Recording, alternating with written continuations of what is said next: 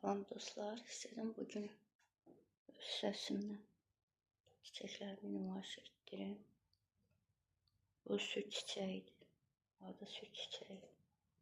Çünki onun dudağını qıranda oradan süd şəklində maye çıxır. Ona görə süd çiçəyi deyirlər. Bu kitayska roza, qəşəng gülü var, olur, narıncı rəngində. Bu dikanlar çiçeği. Adı dikanlar çiçeğidir bunun. Burada bir çiçeğimiz var. Çok güzeldir. Bu drasyanadır. Bir arasında buna palma da deyirlər. Əsl adı drasyanadır. Bu çiçeğidir. Bu çiçeği deyirlər buna. Bunlar sanseveriyadır. Sanseveriyanın sarı növü. Sanseveriya.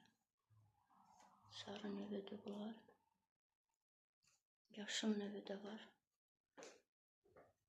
Bu yaşıl növüdür. Çiçeğin adı lilyadır. Güzel çiçek, ince çiçeği olur. Çok güzel görkemi olur çiçeğin. Bu fikus benjamindir. O bir fikustan da var ama bu harici fikustur. Fikus benjamin. Bu da yine dikanlı çiçek. Böyle. Dikanlı tac. Daha doğrusu deyirlər buna. Bu da elə. Bu sanseveriyanın hündür növüdür. Bunlar kiçik növüdür. Yerə qoyduqlarım. Bu onun hündür növündəndir. Bu kalanxoyadır. Kalanxoya. Bu da iki cür kalanxoyadır. Bunun yaprakları belə xırda. Biri enli. Bir də belə kalanxoyadır. Bu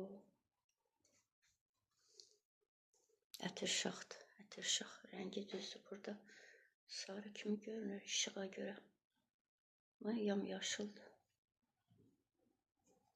Bu çox dərman kimidir. Bunu mürəbbiyə də atırlar. Sonra eşitmişəm əsəb də sakitləşdirir. Problem eləməmişəm düzdür, amma elə deyirlər. İyiləyəndə insan əsəblər sakitləşdirir.